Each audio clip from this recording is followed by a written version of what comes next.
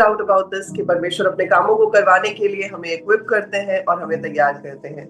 सो इस ग्रुप में, इस प्लेटफॉर्म पर आए हुए हर एक व्यक्ति के लिए परमेश्वर की खास आशीषों को, परमेश्वर के खास प्यार को और मेरी बेस्ट विशेस को मैं प्रेज द लॉर्ड के साथ आप सबों के साथ शेयर करना चाहूंगी। परमेश्वर का धन्यवाद हो ऐसे लोगों के लिए जो प्रभु में फेथ के साथ, परसिस्टेंस के साथ लगे रहते हैं ताकि प्रभु की योजनाओं को हम अपनी जिंदगी में देख सकें। और बाकी हर समय जो प्रभु हमें देते हैं वो प्रभु की महिमा का समय।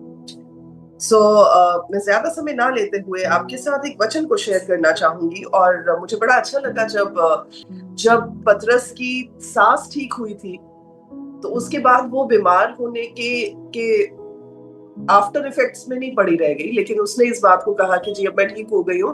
And she sprang into action. वो काम पे लग गई, वो आओ भगत में लग गई। परमेश्वर के साथ जितने लोग प्रभु यीशु मसीह के साथ भी आए थे उनके लिए भी पहुनाई के लिए अपने आप को समर्पित करती हुई काम कर रही थी। So that is what is required of each one of us. हम सभी जो अपने आप को विश्वासी कहते हैं, हम सभी से ये बात एक्सपेक्ट की जाती है कि एक सीजन होता है, एक टाइम होता है जिसमें हम थोड़ा सा वीक फील करते हैं, लो फील करते हैं, लेकिन जैसे ही प्रभु हमें एक बार फिर से उठाकर खड़ा करते हैं, ये हमारी रिस्पॉन्सिबिलिटी बनती है कि हम उन्हीं चीजों में पड़े ना रहें, लेकिन हम उठकर we should spring back into action. We should जैसे एक स्प्रिंग होता है, जितना दबाया जाता है उतना ही उछलता है, वैसे ही हमें भी जितनी फोर्स के साथ नीचे गिराया जाता है हम उतनी ही फोर्स के साथ वापस बाउंस बैक भी करें। So wonderful time, and especially Sister Shreya also, beautiful worship. We thoroughly enjoyed it, beta. Very good. Keep up the good work. Okay, so हम पढ़ने जा रहे हैं लूका रचित सुसमाचार चैप्टर नंबर 2 और वर्स नंबर 52। संत लूका रचित सुसमाचार चैप्टर नंबर 2 और वर्स नंबर 52। यहाँ पर लिखा है, और प्रभु यीशु बुद्धि और डील डॉल में और परमेश्वर और मनुष्यों के अनुग्रह में बढ़ते रहे। और जब आप इसी चैप्टर का वर्स नंबर 40 देखते हैं तो लिखा है, और बालक बढ़ता और बलवंत होता और बुद्धि से परिपूर्ण होता गया और परमेश्वर का अनुग्रह उस पर था। सो बेसिकली 4 चीजों के बारे में लिखा गया है प्रभु यीशु मसीह के बारे में, कि वो बुद्धि में यानी कि विजडम में, डील डॉल मतलब कि स्ट्रेचर में, परमेश्वर के अनुग्रह that means the favour of Lord and the favour of man, और मनुष्यों के फेवर में बढ़ते रहे। 4 चीजों में बढ़ते रहे। जब आप प्रभु यीशु मसीह के बारे में पढ़ते हैं तो उनके बचपन के बारे में लिखा है। जब वो पैदा हुए उन्हें डेडिकेशन के लिए मंदिर में ले जाया गया, एक वाक्य वो था। उसके बाद फास्ट फॉरवर्ड हो जाती है सारी कहानी, और उसके बाद में 3-3.5 साल के बाद वो वापस मिस्र से, इजिप्ट से वापस इजराइल में आ जाते हैं। फिर कहानी फास्ट फॉरवर्ड हो जाती है, फिर 12 साल पर पहुंच जाती है जहां वो यरूशलेम के मंदिर में लोगों के साथ प्रभु के वचन के बारे में बात कर रहे थे। और फिर फास्ट फॉरवर्ड हो जाती है और फिर 30 इयर्स पर पहुंच जाती है जहां पर वो यरदन नदी में बैप्टिज्म लेते हैं यूहन्ना बपतिस्मा देने वाले से, और फिर वो अपनी सेवकाई को शुरू करते हैं।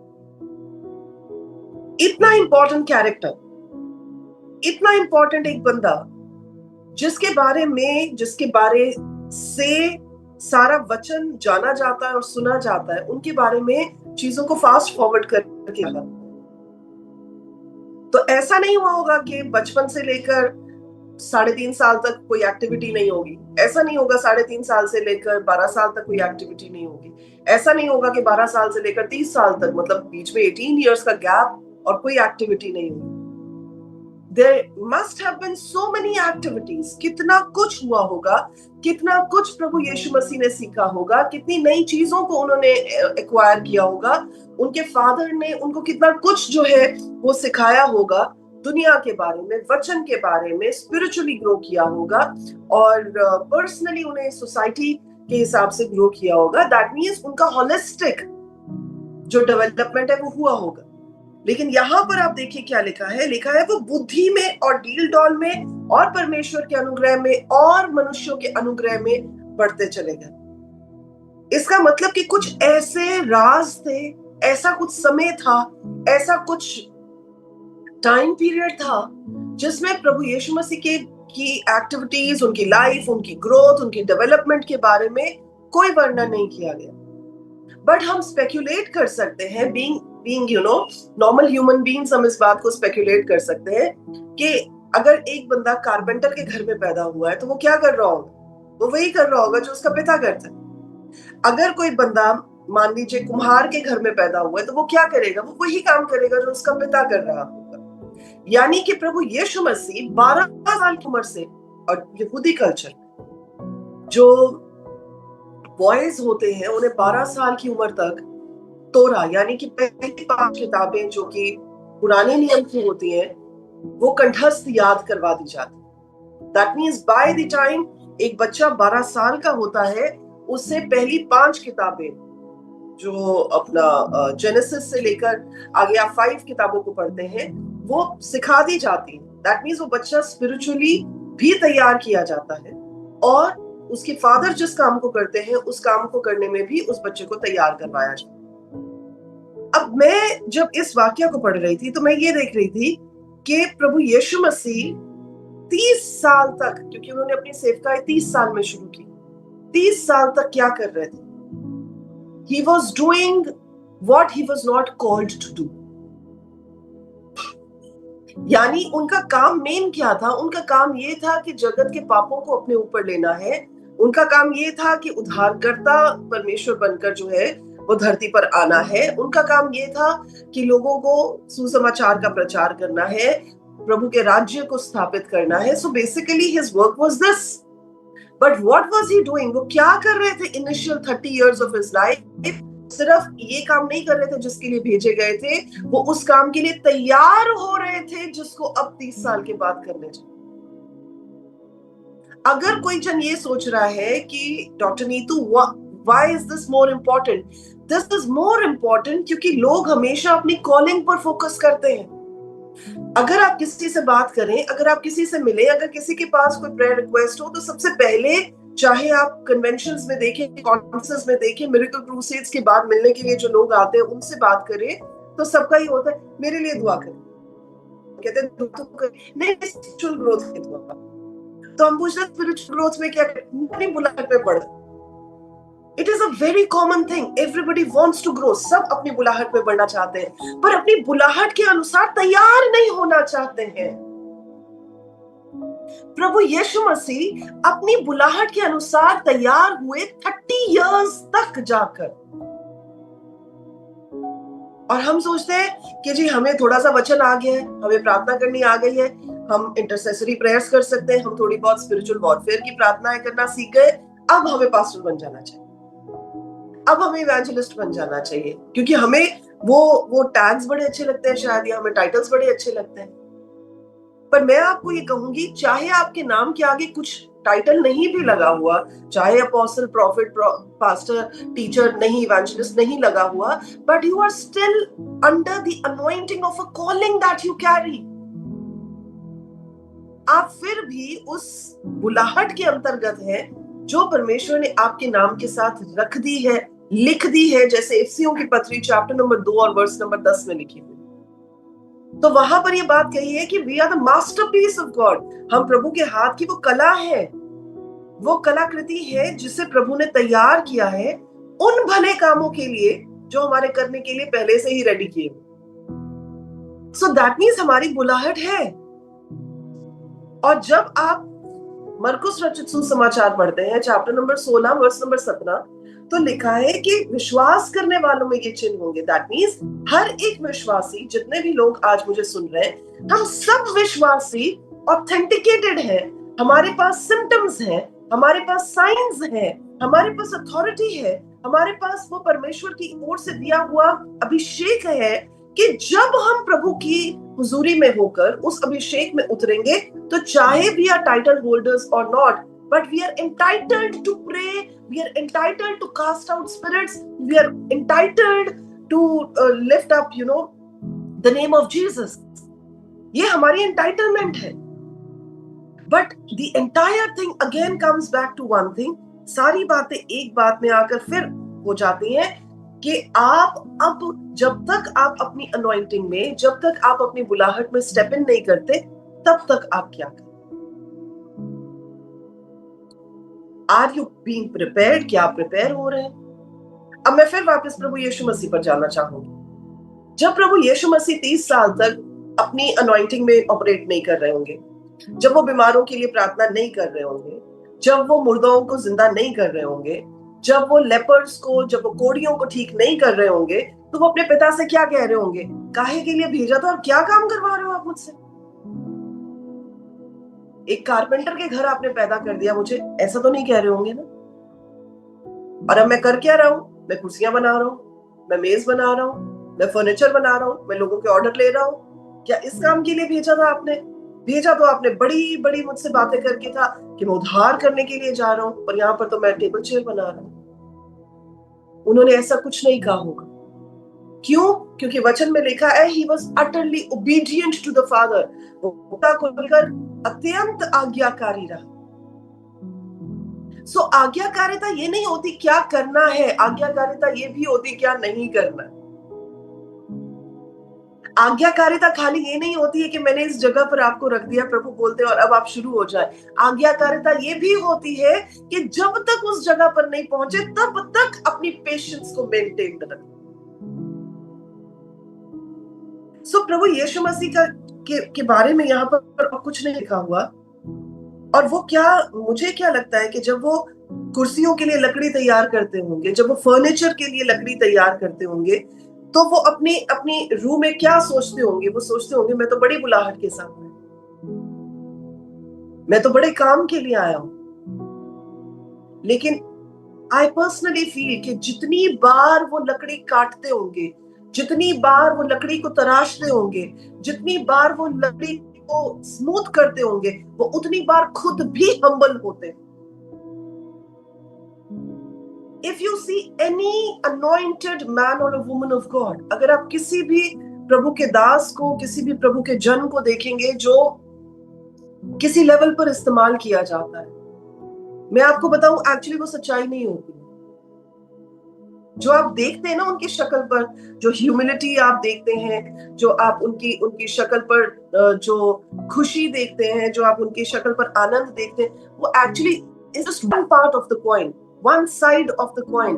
वो क्यों ऐसे हुए हैं? क्योंकि दूसरी साइड कॉइन की ये है कि परमेश्वर ने उन्हें ऐसी जगहों में से निकाला है, परमेश्वर ने उन्हें ऐसे नर्क के एक्सपीरियंसेस में से निकाला है कि वो इतने टूट गए कि वो हम्बल हो गए। अब जब वो लोगों के सामने खड़े हैं, अब जब वो अनॉइंटिंग के साथ खड़े हैं, तो उनके पास और कोई विकल्प नहीं है बजाय इसके कि वो उस दीनता में होकर काम करे जिसमें परमेश्वर ने उन्हें तैयार किया। क्या मैं किसी को कुछ समझा पा रहे हैं? So at times when you go through experiences of brokenness, जब आप टूटेपन के एक्सपीरियंसेस में से होकर जाते हैं, उन तजुर्बों में से होकर जाते हैं जो आपको तोड़ते हैं, ऐसे तजुर्बे जो आप सोचने पे मजबूर कर देते हैं कि मेरी लाइफ का व्हाट नेक्स्ट, आगे क्या है मेरी लाइफ में, क्या रखा है परमेश्वर ने मेरी जिंदगी के लिए। ये वो टाइम होता है जब आपको सिर्फ आज्ञाकारी नहीं होना होता, सिर्फ फेथफुल नहीं होना होता, आपको पेशेंटली वेट करना होता है कि जब तक अगला स्टेप, अगला सीजन अनफोल्ड नहीं होता, तब तक मैं वही करूंगा जो मैं अभी कर रहा हूं। जब तक अगली इंस्ट्रक्शन नहीं मिल जाती मुझे, मैं तब तक वहीं पर खड़ा रहूंगा जहां पर अभी खड़ा हूं। Meanwhile we keep preparing ourselves, meanwhile हम अपने आप को जो है वो तैयार करते रहते हैं। I'll come to that part also कि कैसे आप एक man or a woman of prayer बन सकते हैं। I'll come to that also। पर मेन मुद्दा ये है कि प्रेपरेशन यानी तैयारी बहुत जरूरी है। और जो व्यक्ति जितना तोड़ा जाता है, जो व्यक्ति जितना ज्यादा, मैं कहूंगी कि पिसा जाता है, जो व्यक्ति जितना ज्यादा हालातों का सामना करते करते अपने आप के, इंग्लिश में कहते हैं ना, to come to the end of oneself, यानी अपनी अपनी कैपेसिटी, अपनी कैपेबिलिटी के बिल्कुल आखिर में आ जाना, जितना आप उस जगह पर आते ना, याद रखें उतनी ही बड़ी बुलाहट से परमेश्वर आपको इस्तेमाल करता है। सो यहाँ पर हर दिन जब प्रभु यीशु मसीह तैयार हो रहे होंगे, that must have been a part of his preparation। वो उनकी डेली की रूटीन जो थी, वो उनकी बड़ी प्रेपरेशन का, बड़ी तैयारी का हिस्सा। हर दिन जब वो उन रिस्पॉन्सिबिलिटीज को करते थे, हर दिन वो एक बेटा होने की रिस्पॉन्सिबिलिटीज को जब पूरा करते होंगे, तो वो सिर्फ उन रिस्पॉन्सिबिलिटीज को पूरा नहीं कर रहे थे, वो अपनी सुपर नेचुरल बुलाहट को पूरा करने के लिए प्रिपेयर कर। I'll give you an example. John Wesley और चार्ल्स वेस्ली ऐसे लोग, ऐसे भाई रहे हैं जो वेस्ली ब्रदर्स जिनको कहा जाता है। अगर आप क्रिश्चियन हिस्ट्री निकाल कर देखें तो यूके, स्कॉटलैंड, वो जगहें जो थी, पूरे पूरे जो देश इन लोगों ने, पूरी पूरी नेशंस इन लोगों ने प्रभु के लिए जीती। और जब वेस्ली ब्रदर्स की बात की जाती है, ये 14 बहन भाई थे और इनकी मम्मा सारा टाइम किचन में लगी रहती। सुबह से बच्चों के लिए खाना बनाए, सुबह का बनाए, दोपहर का बनाए, जब दोपहर फ्री होती थी तो रात का खाना बनाने का टाइम हो जाता था, फिर घर का सारा सब जो साफ सफाई करना। So she was a very very busy lady. But जब आप इन वेस्ली ब्रदर्स के बारे में देखते हैं, उनकी सिस्टर्स भी, बिकॉज उनके बारे में खैर ज्यादा हिस्टोरिकली आपको दिखेगा नहीं, बिकॉज लेडीज को उस लेवल पर नहीं रखा जाता था। बट जब इन भाइयों के बारे में आप पढ़ते हैं तो आप देखेंगे कि परमेश्वर ने उन्हें बहुतायत के साथ इस्तेमाल किया। बट शुरुआत कहाँ से हुई? शुरुआत वहां से हुई कि उनकी मम्मा का एक टाइम होता था, उनकी मम्मा उन बच्चों के लिए प्रार्थना करती थी। उनकी मम्मा की डेडिकेटेड जो प्रार्थना थी अपने बच्चों को इस्तेमाल किए जाने के लिए, और उनकी प्रार्थनाओं की वजह से उनके बच्चे परमेश्वर में इतने इस्तेमाल हुए कि उन्होंने नेशंस को बदल दिया। सो माय पॉइंट इज कि 14 बहन भाइयों में इतने सारे दर्जन भाई बहन अगर आपके घर में हो, तो आप कब प्रार्थना करेंगे? आप कब परमेश्वर के साथ समय बिताएंगे? बट शायद वही उनकी लाइफ का प्रिपरेशन का एक समय, वही शायद उनकी जिंदगी में परमेश्वर तैयारी का एक टाइम दे रहे हैं। और फिर जब वो बड़े हुए, जब उन्हें प्रभु ने इस्तेमाल करना शुरू किया, तो सारी चीजें जो है वो बदल के गई। इवन फॉर द डिसाइपल्स, जो प्रभु यीशु मसीह के साथ चलते हुए चेले थे, हम लोग तो सिर्फ अच्छी अच्छी चीजें देखते हैं कि वो चमत्कार देखते थे, चमत्कार करते थे, वो प्रभु यीशु मसीह के साथ साथ रहते थे, प्रभु यीशु मसीह के साथ साथ वो बातचीत को सुनते थे। But their life was not easy either. वो 3.5 साल उनकी जिंदगी के भी कोई बहुत खुशनुमा नहीं रहते। वो कोई 5 स्टार होटल्स में नहीं रहते थे। तूफानों का सामना करते थे, आंधियों का सामना करते थे, दुष्ट आत्माओं का सामना करते थे, कहीं कहीं सक्सेसफुल होते थे, कहीं कहीं फेल होकर वापस आ जाते थे, फिर प्रभु यीशु मसीह के साथ टाइम बिताते थे। कई बार खाना भी नहीं होता था, कई बार खाने के लिए भी जो है वो मिरेकल्स की वेट करनी पड़ती थी। Life must not happen easy for them also, but that was a time of preparation. वो तैयारी का समय। आज मैं किसी से बात कर रही हूं, हो सकता है आप तैयारी की समय, जब आप घर पर खाना बनाते होंगे, जब आप अपने ऑफिस में जाते होंगे, जब आप अपना काम करते होंगे, जब आप अपनी जिम्मेदारियां उठाते होंगे और आपके मन में कहीं ना कहीं एक विचार आता होगा, मेरी बुलाहट इससे बढ़कर है, तो हो सकता है अभी आप तैयार किए जा रहे हैं।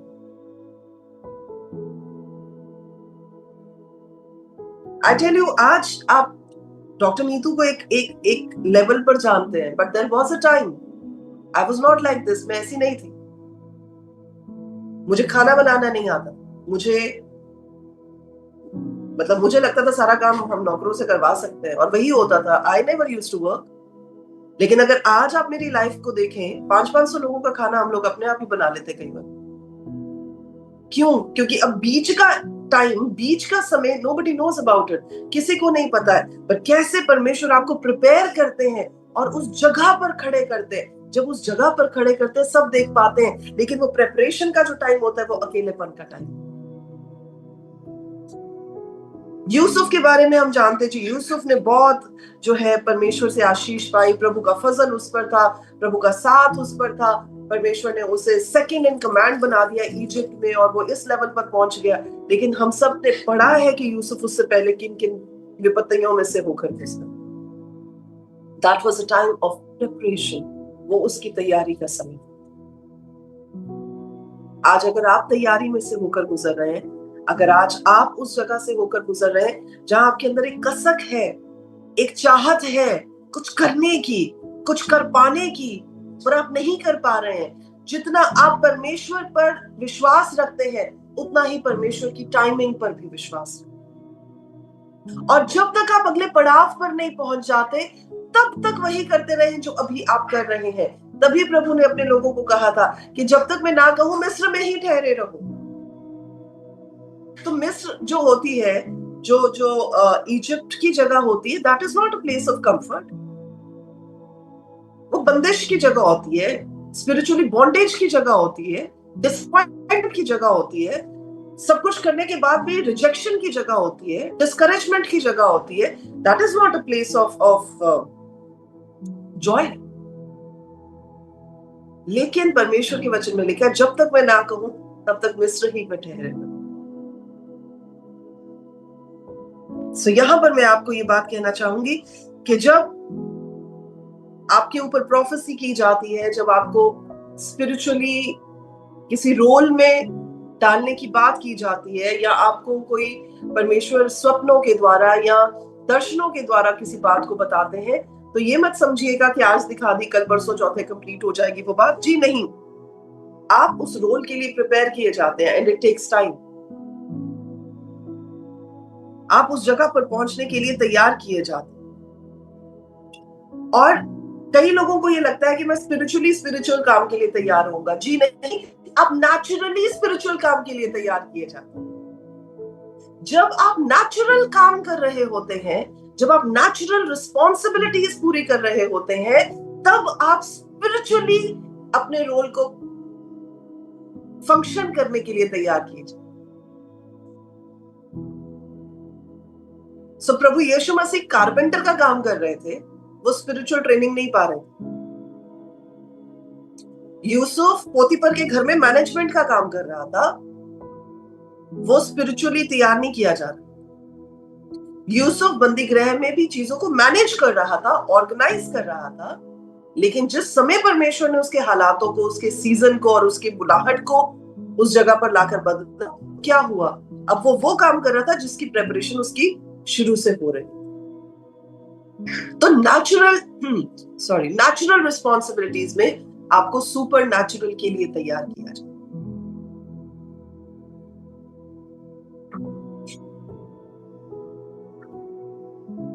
और ऐसा नहीं रहा होगा कि प्रभु यीशु मसीह की डेली रूटीन जो है वो बहुत बढ़िया हुई होगी। एक नॉर्मल रूटीन जैसी कारपेंटर की होती होगी वैसी रूटीन होती होगी, शायद बोरिंग भी होती होगी। रोज every day doing the same chores, सारे रोज एक ही काम करना है, हर सारा दिन सुबह उठकर वहीं से काम शुरू करना है, वही चीज है। But it must not have been spectacular. कुछ बहुत बहुत बढ़िया नहीं होती होगी, कोई बहुत सुपर नेचुरल नहीं होती होगी, पर उनकी वॉक फुल ऑफ ओबीडियंस थी, आज्ञाकारिता के साथ भरी हुई थी, फेथफुलनेस के साथ भरी। अगर आप मुझसे पूछे, मैं आपको एक चीज बताना चाहूंगी, और वो ये है कि हमारे परमेश्वर सरप्राइजेस के परमेश्वर। Our God is a God of wonderful surprises.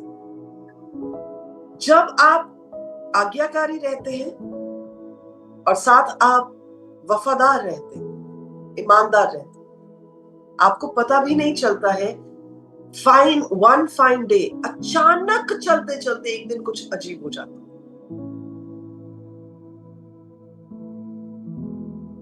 अचानक चलते चलते कुछ हो जाता। यूसुफ के लिए जब अचानक दरवाजा खुला राजमहल का, तो वो उम्मीद छोड़ चुका था। उसको नहीं पता था कि, क्योंकि 2 साल हो गए थे जब से उसने लास्ट टाइम अपनी उस परमेश्वर की गिफ्ट को जो उसकी लाइफ में थी, उस अनॉइंटिंग को इस्तेमाल किया था, जब उसने स्वप्नों का मतलब बताया। 2 साल बीत गए थे और किसी ने उसको मुड़कर नहीं देखा था, किसी ने उसको ये नहीं कहा था कि हाँ जी आपके कहने से मैं इस जगह पर पहुंच गया। उसने उम्मीद छोड़ दी थी। लेकिन एक दिन अचानक जब उसके बारे में बात हुई होगी, एक दिन अचानक जब उसके लिए राजमहल का दरवाजा खुला होगा, एक दिन अचानक जब उसके लिए जेल का दरवाजा खुला होगा, तो इट मस्ट हैव बीन, मतलब उसके लिए एक सरप्राइज था। परमेश्वर प्लेजेंट सरप्राइजेस के परमेश्वर है। हो सकता है कि आपने बड़ा टाइम निकाल दिया वो काम करते हुए जिसको आपने बड़े अरसे से किया है, और डिलिजेंटली किया है, और ईमानदारी के साथ किया है, और ओबीडियंस के साथ किया है, और आप सोच रहे हैं अगला स्टेप, अगला पड़ाव क्या है, तो याद रखें अगला पड़ाव ये है कि परमेश्वर सही समय पर अचानक आपके लिए कुछ करे। आमीन। लेकिन इस दरमियान आपको क्या करना है? इस दरमियान आपको एक प्रार्थना का, you have to be a man और अ वुमन ऑफ प्रेयर, आपको एक प्रार्थना का व्यक्ति बनने की जरूरत है। केवल 3 चीजें यहां पर मैं आपके साथ शेयर करूंगी। सबसे पहली ये, अगर आप कहते हैं कि हाँ जी मैं प्रार्थना में स्ट्रांग होना चाहता हूं, बिकॉज देखिए हर चीज जो है हमारे लिए, विश्वासी होने वाले लोगों के लिए एक ही बात जो मैटर करती है, जो बहुत स्ट्रांगली ज्यादा मैटर करती है, वो है प्रार्थना। बाकी सब कुछ उसके साथ जुड़ेगा, परमेश्वर के साथ रिलेशनशिप भी उसके साथ ही जुड़ेगा, उसके थ्रू जुड़ेगा, वचन भी पढ़ना, वर्शिप करना, मतलब बट हमारा आधार क्या है? प्रार्थना। उसी से बाकी सारी चीजें जो है कनेक्ट हो जाती। सो सबसे पहली चीज, आप कैसे एक व्यक्ति बनते हैं जो प्रार्थना में स्ट्रांग है। और आप मुझे बहुत बार, अगर आप कहीं पर मेरी पर्सनल मीटिंग्स भी अगर अटेंड करेंगे, अगर मैं प्रार्थना के बारे में, प्रेयर के बारे में बात करूंगी, तो इस बात को आप मुझे कहते हुए हमेशा सुनेंगे कि एक प्रेयरफुल क्रिश्चियन, एक प्रेयरफुल बिलीवर जो होता है वो पावरफुल बिलीवर, और एक प्रेयरलेस बिलीवर जो होता है वो पावरलेस बिलीवर।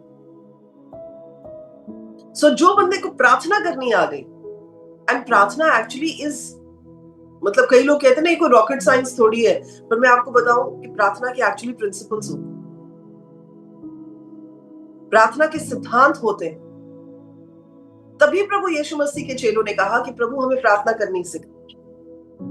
अगर प्रार्थना के सिद्धांत ना होते तो वो कभी भी इस बात को ना कहते कि प्रभु हमें प्रार्थना करनी सिखाए। उन्होंने ये नहीं कहा कि प्रभु हमें चमत्कार करने सिखाए, उन्होंने ये नहीं कहा हमें कोड़ियों को ठीक करना सिखाए, उन्होंने ये नहीं कहा कि हमें मुर्दों को जिंदा करना सिखाए, उन्होंने कहा हमें प्रार्थना करना सिखाए।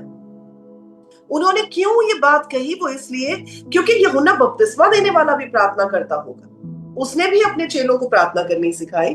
पर जब उन चेलों ने, जो प्रभु यीशु मसीह के चेले थे, उन्होंने ये बात देखी कि यूहन्ना बपतिस्मा देने वाले की मिनिस्ट्री और प्रभु यीशु मसीह की मिनिस्ट्री डिफरेंट है। यानी जितनी बार प्रभु यीशु मसीह जाते हैं, प्रार्थना करते हैं, उतनी बार जब वापस आते कुछ अजीब ही हो जाता है। यानी जितनी बार वो अपने आप को अलग करके भीड़ से प्रार्थना के कह के जाते हैं या प्रार्थना के लिए निकलते हैं, वापस आते हैं तो वापस आने में कुछ ऐसा हो जाता है जो पहले लोगों ने कभी नहीं देखा है। तो उनको समझ में आ गया कि कुछ तो ऐसा है जो वो प्रार्थना में करते हैं जो बाकी लोग नहीं करते हैं, जिसकी वजह से वो देख पाते हैं जो प्रभु यीशु मसीह करते हैं जो बाकी नहीं कर पाते। इसलिए उन्होंने कहा कि प्रभु हमें तो प्रार्थना करनी सिखाए, हमें बाकी और कुछ सीखने की जरूरत नहीं है, हमें प्रार्थना सिखाए। So there are some principles in the kingdom of heaven. परमेश्वर के राज्य में कुछ प्रिंसिपल्स हैं, कुछ सिद्धांत हैं, स्पेशली प्रार्थना को लेकर। So मैं कुछ आपके साथ बातों को शेयर करूंगी, मैं आज ज्यादा डिटेल्स में नहीं जाऊंगी, बट मैं 3 चीजें आपके साथ शेयर करूंगी। सबसे पहले ये कि जब आप कहते हैं कि हाँ जी मैं एक प्रार्थना में मजबूत योद्धा बनना चाहता हूँ, प्रार्थना में मजबूत व्यक्ति बनना चाहता हूँ, आप अपने डे को, आप अपने दिन को प्रार्थना के अराउंड, मैं कहूंगी, शेड्यूल करें।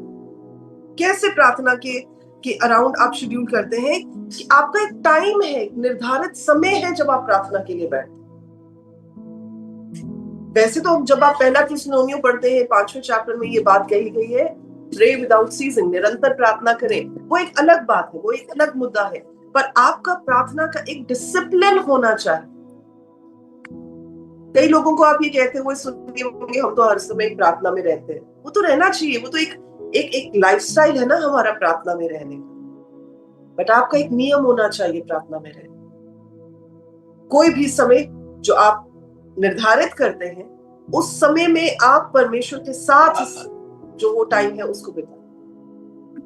जब आप मत्ती रचित सुसमाचार चैप्टर नंबर 6 पढ़ते हैं, उसके वर्स नंबर 6 में ये बात बड़ी क्लियरली लिखी गई है, जब तू प्रार्थना करे, जब तू प्रार्थना करे, दैट मीन्स प्रार्थना एक बहुत इंटीग्रल पार्ट है। अपने कमरे में जा, अपनी कोठरी में जा। कोठरी मतलब एक सिक्लूटेड जगह है जहां आपको जाने की जरूरत है। अपने द्वार को बंद कर, दैट मीन्स कि आपको अगला जो प्रिंसिपल है वो ये है, आपको सारी डिस्ट्रैक्शंस को माइनस करना पड़ता है। हर एक ऐसी चीज को जो आपके ध्यान को भटकाती है, उसको आपको अपने उस समय से अलग करना पड़ता है। अगर आपके लिए फोन डिस्ट्रैक्शन है, अगर आपके लिए जो काम वाली बाई का आना डिस्ट्रैक्शन है, अगर आपके लिए दूध वाले की घंटी बजाना डिस्ट्रैक्शन है, तो आप उन डिस्ट्रैक्शन से अलग जाकर वो समय निकालें जिसमें आप प्रार्थना कर सकते हैं। सो सबसे पहली चीज, if you want to be powerful in prayer, अगर आप प्रार्थना में मजबूत होना चाहते हैं, अपने लिए एक अलग टाइम निकालें। कोठरी में जाए मतलब अपने लिए एक अलग जगह निकालें, एक सेक्लूडेड जगह, एक शेड्यूल्ड टाइम निकालें। दूसरी चीज ये है कि हर तरह की डिस्ट्रैक्शन को, हर तरह की डिस्ट्रैक्शन को क्या कहेंगे, डिस्ट्रैक्शन को क्या कहेंगे, रुकावट। तो हर तरह की रुकावट, हर तरह की ऐसी चीज जो आपके ध्यान को भटकाए, हर भटकाने वाली बात को जो है अपने से दूर रखें अगर आप प्रार्थना में बैठना चाहते हैं। और मैं ये भी कहूंगी कि हर यूजलेस चीज के ऊपर टाइम बर्बाद करना बंद। आजकल बड़ा आसान होता है टाइम को बर्बाद करना, इससे पहले नहीं होता था आसान। इससे पहले बंदा अपने टाइम की एटलीस्ट कदर करता था। अब जब से I feel, this is my personal opinion, because इतने सारे लोगों को हम काउंसिल करते हैं, इतने सारे लोगों की प्रॉब्लम्स को हम सुनते हैं, मुझे लगता है कि it is easier to get distracted now, especially अगर आपके हाथ में फोन है तो। अच्छा, शॉर्ट्स शुरू होती होंगी या रील्स शुरू होती होंगी, एक रील से जो परमेश्वर के दास की कोई आप रील सुन रहे होंगे, प्रभु के किसी जन की कोई बात सुन रहे होंगे, बस जैसे ही आप स्क्रॉल करते जाएंगे उसके बाद कोई कुकिंग की रील शुरू हो जाएगी, उसके बाद कोई एक्सरसाइज की रील शुरू हो जाएगी, उसके बाद बच्चों की पढ़ाई की कोई रील शुरू हो जाएगी और ध्यान भटक जाएगा। और उसके बाद आई हैव हर्ड, मतलब काफी लोगों को मैंने ये कहते हुए सुना है कि जी बस एक बार शुरू होते फिर पता ही नहीं लगता कितना टाइम निकल जाता। तो जो यूजलेस चीजें हैं उनके ऊपर टाइम बर्बाद करना वो इसी में आ जाता है कि एकाग्रता, जैसे आप में से किसी ने लिखा है यहाँ पर कि एकाग्रता बढ़ाएं, यानी कि अपने डिस्ट्रैक्शंस को दूर करें। तीसरी चीज, हमें से बहुत सारे लोग हैं जो, मैं यही कह सकती हूँ कि क्योंकि हम लोग इंसान हैं सब, तो हम सभी की फीलिंग्स है और हम लोग बहुत बार अपनी फीलिंग्स के हिसाब से चलते हैं। कई बार आपने सुना होगा किसी को ये कहते हुए, मेरा मन नहीं कर रहा प्रार्थना करने, आजकल ना मेरा मन लग नहीं रहा प्रार्थना करने में। प्रार्थना फीलिंग्स के साथ नहीं की जाती है, प्रार्थना इमोशंस के साथ नहीं की जाती है, प्रार्थना फेथ के साथ की जाती है। सो प्रार्थना करने के लिए आपको फीलिंग्स की जरूरत नहीं होती। I am feeling like praying, तो इसलिए मैं प्रार्थना करूंगा। आप बोले I am full of faith, इसलिए मैं प्रार्थना कर रहा हूं, मैं अपने फेथ को और बढ़ाना चाहता हूं, मैं इसलिए प्रार्थना कर रहा हूं। ये नहीं कि मैं अपने इमोशंस, अपनी फीलिंग्स के चक्कर में ऐसा फंसा हुआ हूं कि मैं प्रार्थना कर रहा हूं कि ना करूं, वो उसके ऊपर डिपेंड करे। So this is a principle कि अगर आप प्रार्थना करना चाहते हैं, आप प्रार्थना में आगे बढ़ना चाहते हैं, आपको अपनी फीलिंग्स के ऊपर, आपको अपने इमोशंस के ऊपर ओवरराइड करके आपको प्रार्थना में बैठना पड़ेगा। क्योंकि अगर आप फीलिंग्स के हिसाब से चलेंगे तो कई दिनों में आप बड़े खुश होंगे, आपको मन करेगा भाई आज तो मैं बैठ जाऊं बस प्रार्थना में, और कई दिन ऐसे होंगे आपका मन ही नहीं करेगा। तो बजाय इसके कि अप्स एंड डाउन्स के हिसाब से आप प्रार्थना करें, बी कंसिस्टेंट इन प्रेयर। और ये मुझे बताने की जरूरत नहीं है कि प्रार्थना में क्या होता है। प्रार्थना में इंसान बदल जाता है, प्रार्थना में आपके अंदर सुधार होता है, आपके अंदर बदलाव होता है, प्रार्थना में आपके इर्द गिर्द का बदलाव होता है, प्रार्थना में आप इंटरसेशन में आते हैं, प्रार्थना में आप स्पिरिचुअल वॉरफेयर लड़ते हैं, प्रार्थना में आप दूसरों की भलाई के लिए प्रार्थना करते हैं, प्रार्थना में आपके हालात जो है, जो वैसे नहीं बदल सकते थे, परमेश्वर को आप मौका देते हैं कि वो इंटरवीन करे और उन हालातों को बदल सके। सो प्रार्थना तो बहुत इंपॉर्टेंट पार्ट ऑफ एनी मसीही की जिंदगी में, अगर मैं बोलूं, प्रार्थना एक बहुत इंपॉर्टेंट पार्ट। और प्रार्थना को रूटीन ना बनाएं। देखिए, रूटीन और डिसिप्लिन में फर्क होता है। डिसिप्लिन होता है नियम, रूटीन होती है कि अच्छा वही शब्द बार बार बोलने हैं, वहीं से शुरुआत करनी है, वहीं पे आके खत्म कर देना है। Tell God I want to do something new today, आज मैं कुछ नया करना चाहता हूँ, आज मैं प्रार्थना में कुछ नया पाना चाहता हूँ, आज मैं प्रार्थना में कुछ नए शब्दों को बोलना चाहता हूँ, आज मैं प्रार्थना में कुछ नया आपसे सीखना चाहता हूँ और उसे अप्लाई करना चाहता हूँ। वचन में लिखा है परमेश्वर की करुणा हमारे लिए हर दिन, प्रतिदिन, एवरी डे लिखा है नहीं होती चली जाती।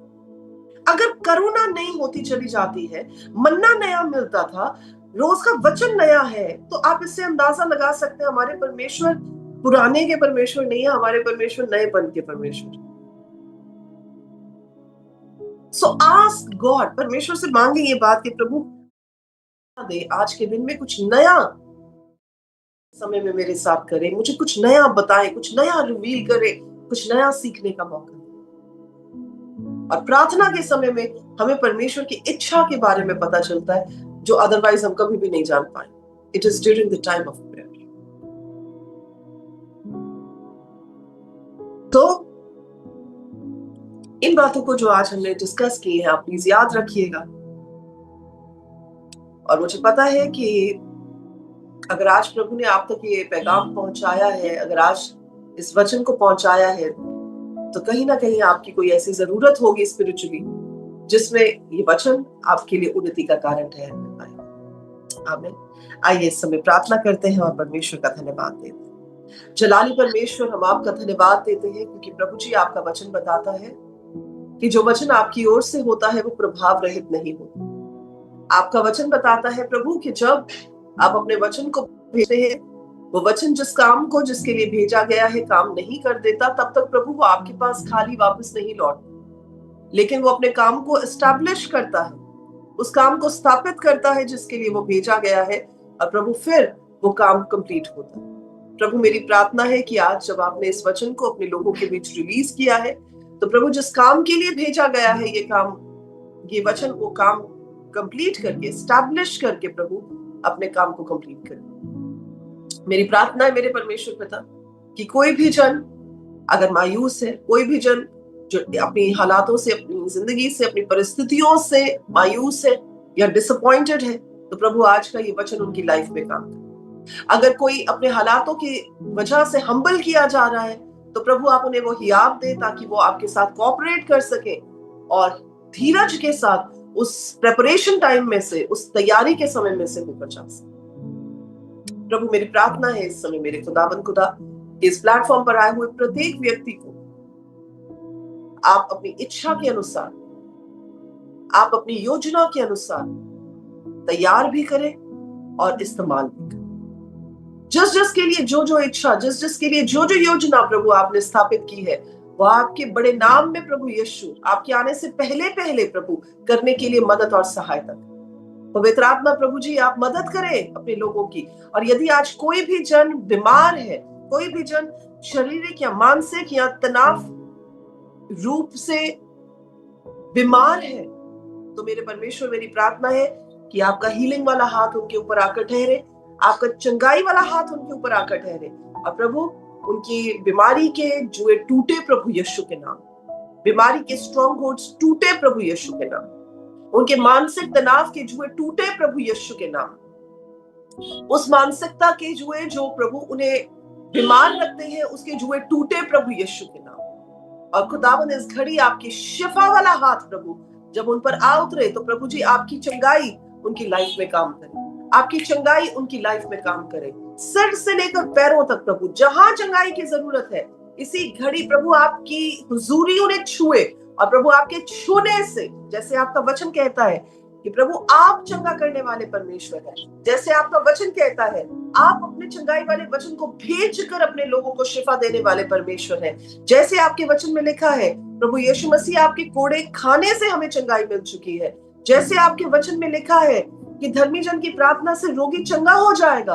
प्रभु इन वचनों के आधार पर होने दे कि आज प्रभु जिस वचन को मैं रिलीज करती हूँ, जिस चंगाई के वचन को मैं रिलीज करती हूँ, वो आपके लोगों की उस दुविधा वाली, वीकनेस वाली, रोग वाली जगह पर काम करे, और पिता आपकी शिफा इसी घड़ी से उनकी जिंदगी में ट्रांसफर हो जाए। धन्यवाद देते अब्बा जी, आपने ऐसा कर दिया है, उसके लिए आपको सारा धन्यवाद और आदर देते। और प्रभु जितने भी लोग आज के वचन के द्वारा उत्तेजित हुए, जिन्होंने नया बल पाया है, मेरी प्रार्थना है कि प्रभु आने वाले समयों में आप उनकी बुलाहट को शार्पन करें, आप उनकी बुलाहट को और मजबूत और तैयार करके प्रभु उन्हें खड़ा। धन्यवाद देते हैं। सारी बातों में आपके नाम को ऊंचा करते हुए धन्यवाद के साथ इस प्रार्थना को बड़े ही विश्वास के साथ प्रभु यीशु मसीह के जीवित और बाबरकत वाले नाम में होकर मांग लेते हैं। प्रभु के सब लोग कहते हैं आमीन। और प्रभु आप सबों को बहुत आशीष दे। God bless you all.